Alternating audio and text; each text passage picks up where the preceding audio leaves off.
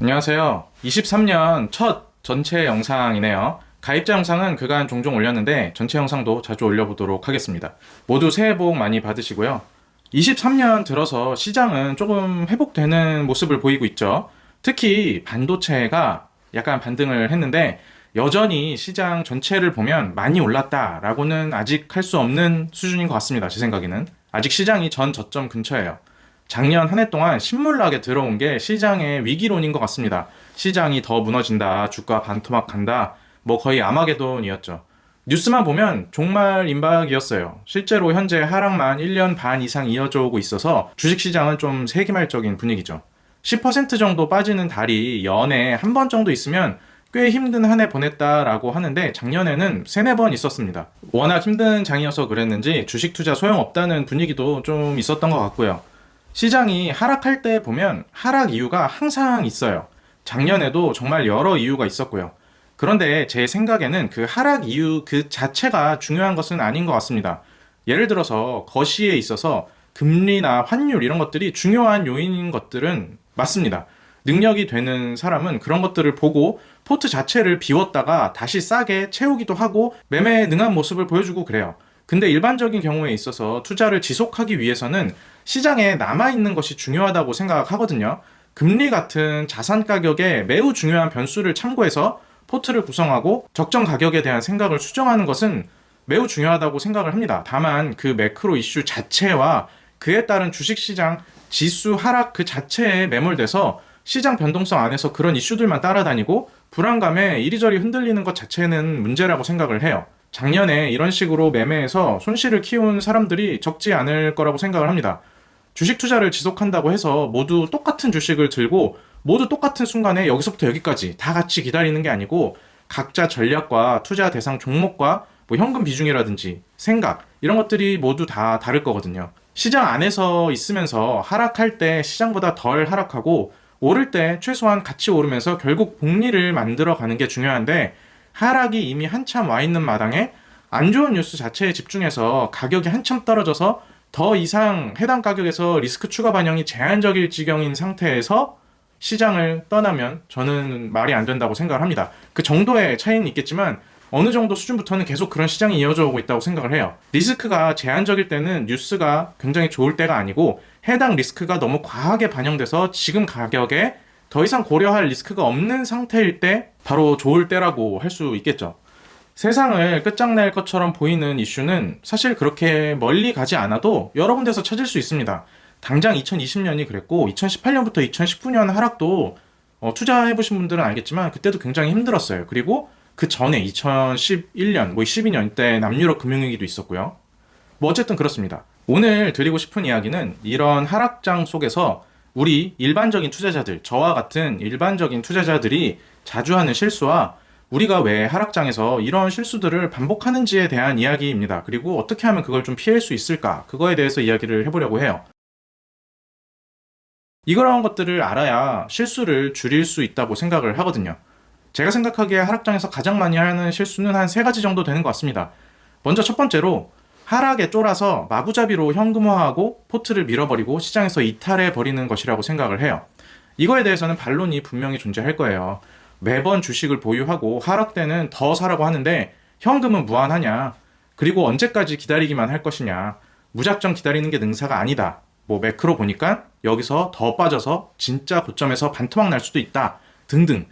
근데 애초에 언제까지 기다려야 하는지 알고 주식을 했으면 주식이 어렵지 않았겠죠, 당연히. 그런 걸 모르니까 주식의 기대 수익률이 높은 만큼 주식이 어렵다고 하는 것 같습니다. 그 타이밍을 알면 주식하기가 쉬운 건 맞아요. 왜냐면 반등 시에는 보자면 반등할 때 초반에 반등이 가장 뜨겁고 빠르거든요. 윌리엄 오닐 책에서조차 강세장 초반이 굉장히 중요하다고 써 있는데 강세장 초반은 곧 하락에서 반전이 일어나는 시점, 그 타이밍을 말하잖아요. 근데 그 타이밍을 정확히 알고 매매를 하는 그 아주 능한 트레이더를 제외하고는 일반적인 사람 중에서는 그런 것들을 전부 다 알고 투자하는 사람이 저는 별로 없을 거라고 생각을 합니다. 그리고 그런 매매에 능한 사람이 내가 아니라면 확률이 높은 게 어떤 것인지 어떤 투자인지를 잘 생각해 봐야 한다고 생각해요. 그리고 기다린다고 해도 모두 같은 종목을 들고 같이 기다리는 게 아닙니다.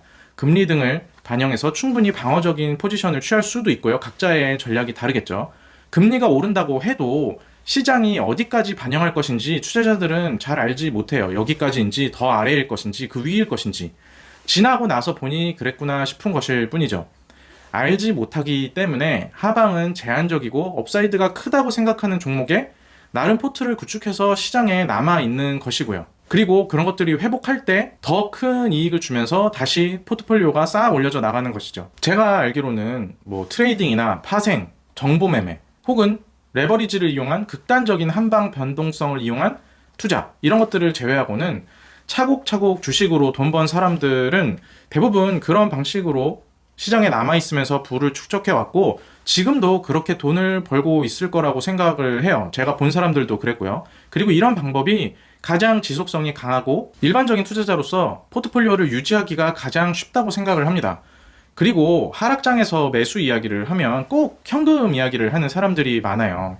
근데 현금이야말로 개인마다 다 다르다고 생각을 합니다. 누구는 제한적인 현금 흐름을 고려해서 최대한 포트폴리오에 15% 이상의 현금을 유지하려는 사람들이 있습니다. 하락기에 포트가 빠지면 현금 비중이 자연히 늘어나고 그 부분은 새롭게 투입이 되면서 비중이 다시 맞춰지죠. 근데 어떤 사람은 그냥 현금 흐름 자체가 좋은 사람들도 있어요. 예를 들어서 제 친구 중에도 뭐 변호사 같은 전문직 친구가 있는데 이 친구는 현금 흐름 자체가 굉장히 좋습니다. 그러면 주식 포트에 현금을 따로 왕창 가져가지 않아도 수입료 같은 거 크게 꽂힐 때 추가적으로 매수가 턱턱 가능해지죠. 그냥 일반적인 직장인이라고 하더라도 포트에 티는 조금 안 날 수 있어도 매달 현금 흐름이 발생하는 게 있습니다. 쌀 때 사고 그때 축적한 주식들은 나중에 몸집이 자연히 더 커질 텐데 이런 것들을 고려하면 아무리 적은 현금 흐름이라고 하더라도 의미 없는 현금 흐름은 없다고 생각을 해요.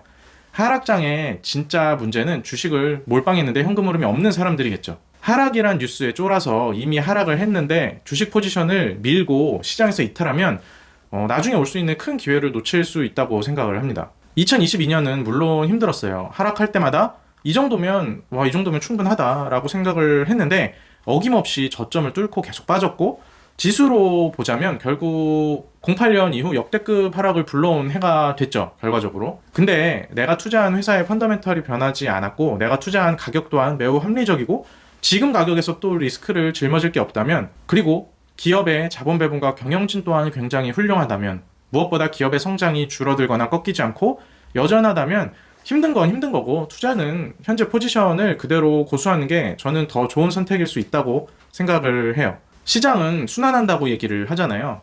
상승은 곧 하락을 불러오고 하락은 영원하지 않고 곧 상승을 불러옵니다. 이게 부정된다면 주식 투자를 하면 안 되겠고 자산 시장에 남아있으면 안 되겠죠. 지금 하는 이야기와 비슷한 영상을 2019년 5월쯤에 찍었었어요. 당시는 1년 반에 걸친 미중 무역 분쟁으로 시장이 완전 초상집 분위기였습니다. 당시에도 거의 바닥이나 다름없다고 저는 생각했는데 그 뒤로 가을에 한 번 더 깊은 하락이 있었고요. 당연히 저도 다 포기하고 싶었지만 그건 그거고 투자는 투자니까 결국 포지션을 고수했고 2019년 말에 시장은 굉장히 빠른 회복으로 이어졌습니다. 그 타이밍을 모르는 일반 투자자들은 시장에 남아있기만 해도 2019년의 손실을 거의 한두 달 만에 시장이 회복을 시켜줬어요. 2020년 3월 또한 18년, 19년 하락 여파가 가시기도 전에 정말 미친 듯한 속도로 시장이 무너졌었죠. 그래도 포지션을 고수했는데 결국 시차를 두고 빠른 회복을 했습니다. 지수만 보면 지금 지수는 2019년 말 수준이랑 비슷해요. 시장은 급변동을 했고 그러다가 다시 예전 자리로 돌아간 거나 마찬가지인데 그 가운데 시장에 남아있으면서 보수적으로 포지션을 고수했던 투자자들은 분명 자산이 제자리가 아니고 많이 늘어있을 거라고 생각을 합니다. 지금 하락을 지나가는 시기 또한 앞선 하락장들과 비슷하다고 마찬가지라고 생각을 해요. 이번 22년 말 하락에 많은 사람들이 시장을 이탈했습니다. 정말 많이 이탈했더라고요. 그런데 과실은 결국 남아서 투자 원칙을 고수하며 손실을 최소화하고 계속 준비하는 사람이 가져갈 거라고 생각해요. 한번 시장에서 완전히 이탈을 하게 되면 웬만한 매매의 고수가 아니고서는 내가 우려해서 시장을 이탈했던 요인이 그대로 시장에 있는데 지수가 반등한다고 해서 다시 시장에 들어오질 못합니다. 굉장히 무섭거든요. 2020년 3월 또한 마찬가지였어요. 급락에서 팔았던 사람들은 시장이 회복되고 있는데 더블딥이 올 거라고 해서 다시 시장에 참여하지 못했죠. 나중에 한참 오른 뒤에야 시장에 겨우 참여했고요. 2018년, 2019년도 마찬가지였어요. 결국 타이밍을 잡을 자신이 없다면, 타이밍을 모른다면 시장에 남아서 건전한 투자를 지속하는 게 저는 맞는 방향이라고 생각을 해요. 물론 투자에는 여러 가지 방향이 있으니까 제 말이 꼭 정답이라고 할 수는 없겠죠. 각자의 길에 맞는 투자를 찾아가는데 저는 그렇게 생각하고 지금까지 그렇게 해왔고 앞으로도 그렇게 할 생각입니다. 특히 올해는 부동산 가격이 하락하면서 더 의미 있는 해가 될 거라고 생각을 해요. 금융자산과 부동산은 양립해야 하는 자산인데 부동산 시계가 과거 2, 3년으로 돌아갔을 때 금융자산은 그렇지 않다면 그 안에서 분명히 투자 기회가 있을 거라고 생각을 합니다. 내려갈 때 손해 없으면 올라갈 때 손해 없다라고 항상 생각을 해요. 그리고 두 번째로 우리 일반 투자자들이 많이 하는 실수는 너무 유명한 실수죠. 꽃을 뽑아서 잡초에 물을 주는 행위입니다. 이런 시장의 하락이 오래 지속되다 보면 포트 내에 분명히 손실이 심한 종목이 생기게 돼요. 무조건 생깁니다. 그리고 손실 회피 성향이 강한 인간의 특성상 가격만 보고 물을 타면서 희망회로를 돌릴 수 있어요. 하락장에서 비중 조절은 분명 용이한 측면이 있습니다. 좋은 종목도 주가가 내려와 있을 수 있기 때문에 그래요. 다만 그런 비중 조절, 리밸런싱을 가격만 보고 하다 보면 굉장히 뼈아픈 실수가 될 수 있습니다. 통상적으로 가장 많이 하는 실수가 본전 근처에 있는 종목을 다 밀어버리고 하락 종목에 몰아주는 행위이거든요. 사실 내가 투자해서 얻은 손실률, 평단 이런 것 자체에는 별다른 정보가 없을 수 있어요. 그냥 손실은 손실이고 내가 이 정도에서 샀다는 기록일 뿐이죠. 근데 본전 근처에 있는 주식은 오랜 하락을 경험해서 그런지 여기서 다시 떨어질까봐 겁이 나고 많이 하락한 종목을 볼 때는 여기서 조금만 반등을 하면 본전 찾을 수 있을 것 같다는 생각을 자연적으로 하게 되더라고요. 그래서 회사 펀더멘털이나 최근의 상황, 업황, 성장성, 열리고 있는 시장 이런 것들은 생각 안 하고 일단 본전 근처에 있는 주식 같은 거는 밀어버리고 하락 종목에 몰아주기를 하는 모습을 종종 볼 수 있습니다. 시장에 남아있더라도 이런 최악의 실수를 해버리면 시장 반등기에 철저하게 소외될 수도 있어요. 정말 뼈아플 수도 있습니다. 중요한 것은 회사 그 자체와 지금 현재의 가격, 그거에 관계이지 내가 투자한 평단가 그런 게 아니거든요. 이런 하락기에 더 떨어진 종목을 단순히 평균 단가만 생각해서 리밸런싱을 무분별하게 진행한다면 장이 다시 회복할 때 포트폴리오가 정말 만신창이가 될 수 있습니다. 때로는 아무것도 안 하는 것도 중요한 투자가 될 때도 있어요. 마구잡이로 포트에 손을 대면 나는 분명 하락장을 견뎠는데 시장에 남아 있었는데 손실이 회복되지 않는 사태가 올 수도 있습니다. 회사에 집중을 하는 게 가장 중요하다고 생각해요. 그리고 가격과 연관을 시켜봐야겠죠. 내 평단이 아니고. 내재 가치와 시총의 괴리가 큰 기업, 시장 지배력이 강한 기업, 무엇보다 성장하고 있다면 성장세가 꺾이지 않고 강하게 유지되는 기업, 그리고 그걸 유지시킬 수 있는 무언가, 그리고 그걸 유지시킬 수 있는 경영진, 그런 것들이 있는 기업이 좋은 기업이라고 할 수 있겠고, 이런 기업들 위주로 매수를 최대한 진행하려고 노력을 하는 필요가 있다고 저는 생각을 합니다.